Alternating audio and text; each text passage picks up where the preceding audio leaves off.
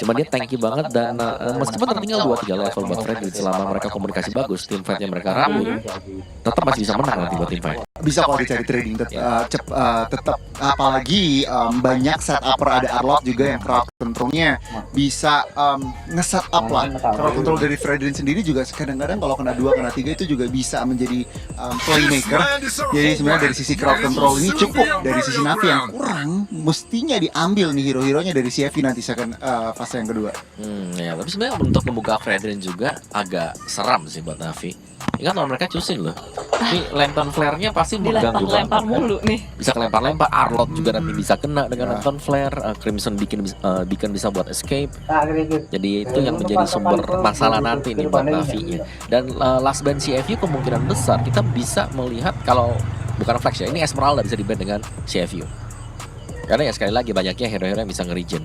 Oke, ini bisa nggak ya? Karena Navi juga pasti bisa lah ya.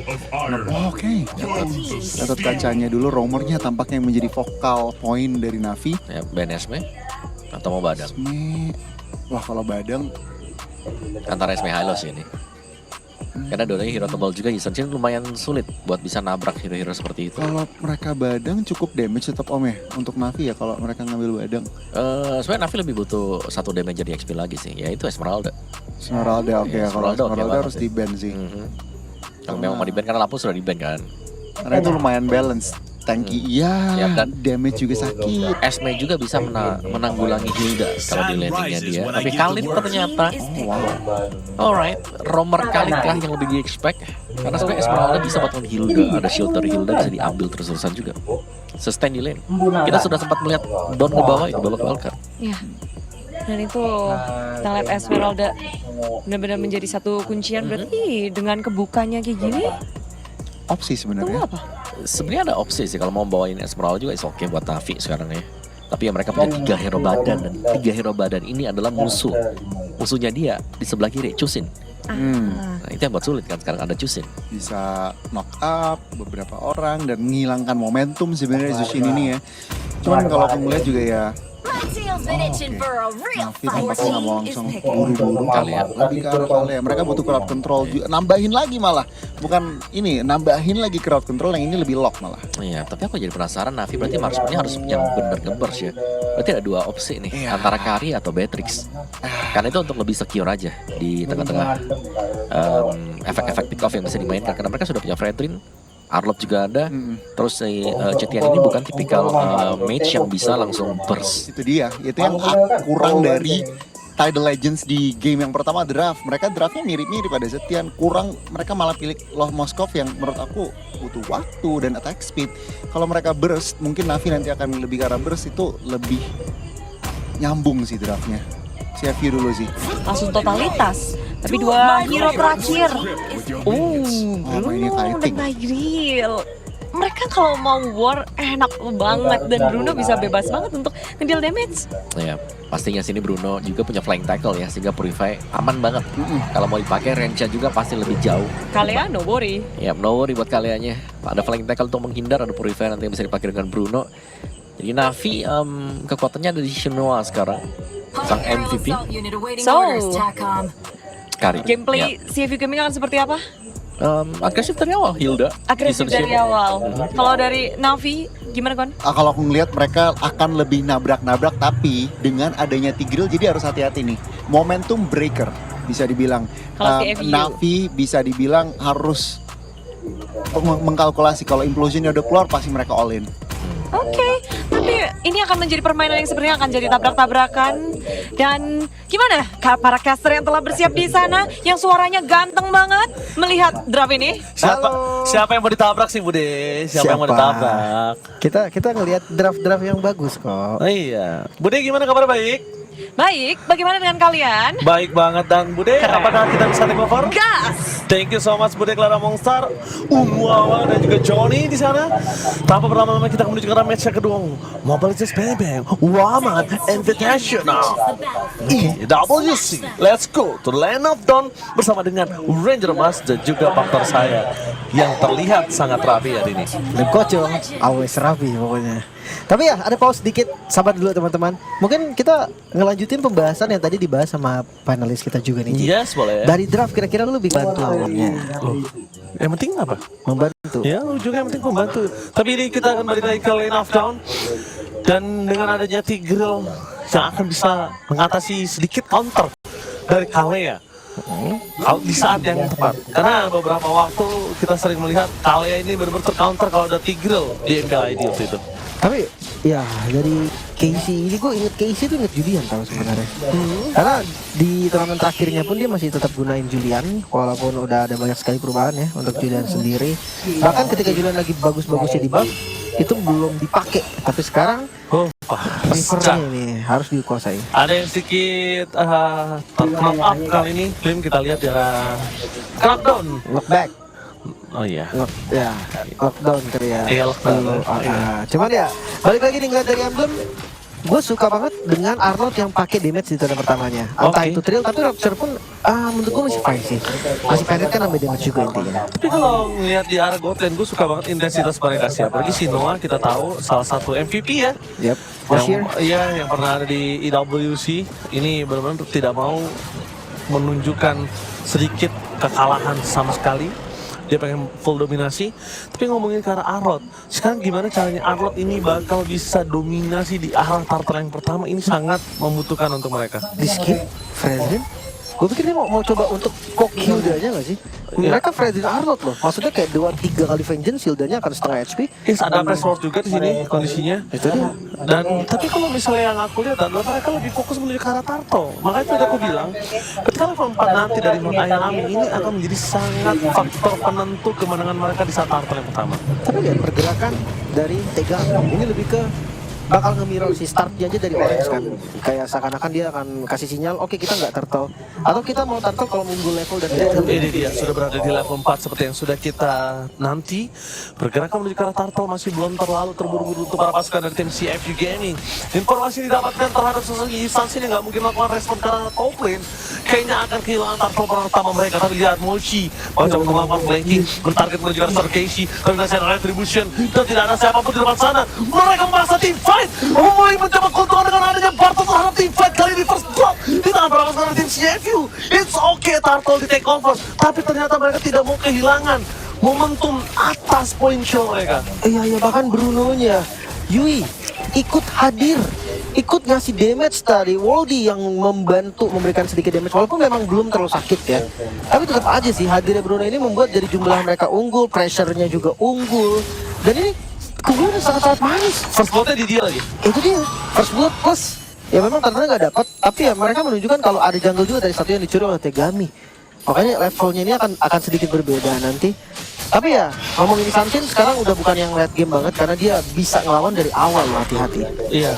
Dan bahkan kita menyaksikan nampaknya di Navi Filipina kali ini mereka juga terlalu sedikit bermain dengan agak cukup pasif ya. Agak cukup berbeda dengan Navi PS biasanya. Karena pertama mereka juga punya scaling damage yang masih belum cukup mumpuni untuk compete dengan pick over yang dilakukan kali ya. Iya. Karena di awal juga emang nggak ada burst kan. Mungkin kalau nanti udah jadi 2 item mungkin ya minimal 2 item bagi si Noah. Gua rasa udah mulai diajak nih. Karena nggak ada lagi burstnya selain si Noah. Amore pun bukan tipikal burst. Sementara lihat Rivernya harus dikuasai banget. Itu dia burstnya Zetian. Oke, apakah di depan sana mereka memiliki fight kembali? Sebentar dikeluarkan tebakannya. Berbanding terbalik cross kotor yang dimiliki para pasukan tim CFU Gaming. Ingat Final Slash kali ini masih available untuk mereka mendisengage. Initiate yang dimiliki dari tim Navi PH adalah sebuah keputusan yang sangat tepat. Mereka di grup sebelum Turtle muncul. Mereka 5 mid kumpul semua di mid lane. Even itu Not Ayanami juga datang dan dia dapetin 1 poin kill. Sebenarnya bagus sih. Tapi ya karena momennya pas banget sebelum Turtle itu akan berpengaruh. Sementara Moose masih selamat. Tapi ternyata di depan sana mereka memilih menuju ke arah Turtle dibandingkan team fight kembali. Tapi Impulsion kali ini harus efektif kalau CFU Gaming mau dapetin keuntungan bukan dengan poin kill. Tapi di balik itu semua, mereka akan kontes. Kenapa? Karena Tegami udah level di dekat belakang. Terus ada di sana. Kita coba dari posisi yang on point. Berhasil mendapatkan momen untuk terlihat retribution-nya. Gagal. Tegami terlalu terburu-buru. Minimal bertukar dengan ada poin kill tidak bisa didapat kalau satu Tegami. Casey, masalah masih terlalu jauh dan damage masih belum cukup. Meanwhile, Sino is coming up. Berdengar para pasukan dari tim CFUK ini. Si Noah dan juga para kawan-kawan dari Navi Philippines. Mereka mendapatkan keuntungan dan bahkan ngomongin modify yang sudah dipopol oleh Yui. Ini akan menandakan ganking akan terjadi. What? Flicker? Itu Secret Hammer? Secret Hammer Flicker terlalu sia-sia ketimbang mereka harus keluarkan untuk implosion tadinya. Itu dia. Mungkin tadi miskalkulasi dari range-nya kali ya. Dia berharap dapat dorong keduanya dan sekarang lihat turretnya tetap hancur. Pasti hancur, nggak bisa diselamatkan. Itu jadi kerugian berganda. Flicker yang terbuang, belum lagi dengan adanya turret yang tetap hancur. Regroupnya udah mulai kelihatan nih lebih baik dari Navi PH karena mereka hadir di waktu yang betul-betul tepat dan targeting itu juga miss lagi. Oh, Sinoa target utama, tapi karena mereka udah ada Flicker di positioning with Purify, Sinoa masih berhasil menyelamatkannya. Mungkin kalau tadi ada Flicker yang dimiliki dari Yue, ini kasusnya akan berbeda, Lim. Iya, masih ada Secret Hammer lagi, bisa dorong lagi dengan Flicker. Tapi CFU seakan-akan mereka lupa loh tugas dari mereka. Mereka bawa Sansin, mereka tahu ini adalah hero farmer. Oke, Bruno mungkin 2 item gas, tapi masalahnya belum jadi 2 item nih Bruno-nya, belum bisa ngasih damage yang memang dibutuhkan juga oleh teman-teman CFU Gaming. Tapi gerakan mereka tuh agresif sekali, seakan-akan mereka udah punya semua yang mereka butuhkan. Tapi Navi PH sadar kalau itu bisa dipunish. Oke, tapi lihat di belakang sana para pasukan dari tim Navi Philippines, mereka kembali berbeda dengan kekalahan mereka di team fight yang sebelumnya. Mereka udah mulai full dominasi. Apalagi kita lihat dari ngomongin seorang Kari yang punya gold melimpah. Beda 1000 sama Bruno loh kasusnya. Ya memang sih Karinya juga tadi lumayan aman, dia lumayan free farming. Tugas Hero Trinity, farming aja udah, gimana pun caranya. Dibilang Raja Tega pun ya udah terserah. Apalagi ngeliat dari Turtle nih, kayaknya nggak perlu hadir karena not. Weh, Potion mendapatkan satu momen kill habis lumayan nih. Kayak kontra dari tim Navi Philippines, mereka kehilangan satu momentum.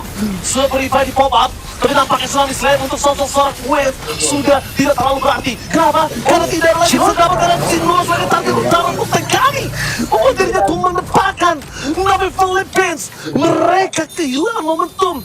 Mereka sudah tahu dengan adanya Wave tidak memiliki implosion, kenapa harus diambil kembali?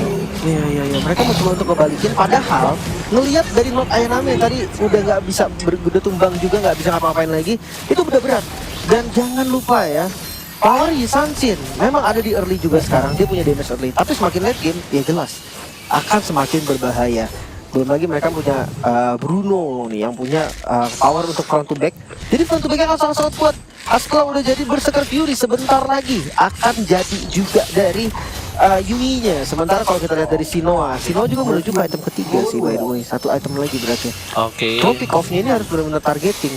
Dan gue rasa Tiger salah satu hero yang bisa selamat implosion. Oke, langsung ada surprise mendengar sosok Tsunami Slayer meraih. Kali ini bahkan mereka yang harus tumbang dan saya ambil ke Fan Slayer bersama 2. Yui sebagai satu oponen mereka yang memiliki damage sangat besar harus ditumbangkan. Setelah Not Ayanami masih mau diberikan seorang Uwe.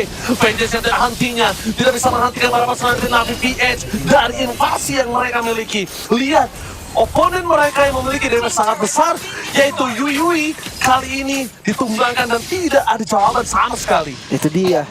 Gue ngerasa mungkin dari implosionnya ini kadang bisa jadi bagus banget, tapi kadang bisa jadi masalah serius juga. Coba untuk makan ke arah Merai. Ya, memang Merainya tumbang, tapi itu semua temannya deket banget sih. Teman-teman dari Navi PH yang siap untuk melakukan kontes balik. Final Flash on point sekali. Yui yang kena terlebih dahulu lagi dengan spell Purify. Gue rasa emang gak bakal bisa terus. Modify tambahan dia beratung main damage yang terlalu besar dikeluarkan, tapi lihat Tsunami Slam tanpa ada damage menandakan tidak ada berbalik ke damage untuk kekerasan yang dikeluarkan oleh Navi Philippines. Navi Philippines mereka barter dengan hanya point kill tanpa adanya yang bisa di take over dari tim CFU. Dan satu lagi nih, damage-nya kurang kalau tidak ada Kari. Dan mereka udah mulai harus memikirkan Kari ini tidak boleh ditinggalkan dari kesatuan tim fight mereka. Setuju banget sih. Harus diajak main lah bisa dibilang ya. Dan nggak boleh ditinggal juga sih. 3-2 tuh udah kayak solusi terbaik sekarang. Mereka nggak punya, sama-sama nggak punya hero untuk manjangin lane. Mungkin dari CFU punya lah Hilda. Hilda salah satu yang lumayan bisa. Movement speed dia cepat untuk kembali ke laningnya itu udah bisa dibilang oke. Tapi ada informasi juga Bruno yang ada di bawah membuat Lord akan dipegang dan slot akan terjadi. Sementara vision yang kebuka, Moshi akan ngebuka duluan di bagian depan. Alright, bahkan depan sana Moshi. Jangan lupakan kalau mereka terlalu terdistract dengan adanya Moshi, ini akan menjadi bencana. Kenapa dari tadi Moshi targetnya ke Sinoa? Moshi nak siapapun di depan sana, walaupun ini Hilda dengan damage yang seadanya. Tapi kalau ke sosok dari seorang marksman yang belum full item seperti Kari, itu akan berasa juga. Kecuali Kari full item, gue pastikan Hildanya akan Yusufal ketika ke dirinya. Tapi implosion akan dikeluarkan, implosion!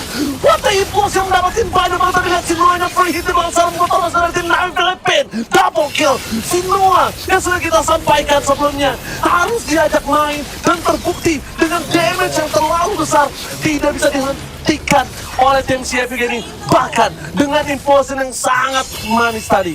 Itu dia. Kalau banyak target tapi follow up damage-nya itu yang sangat-sangat kurang.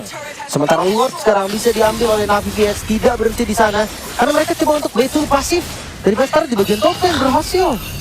Holy defense. Ini enak banget sih, lumayan atasnya akan kedorong terus. Kari udah jadi Trinity menuju ke Wind of Nature sepertinya.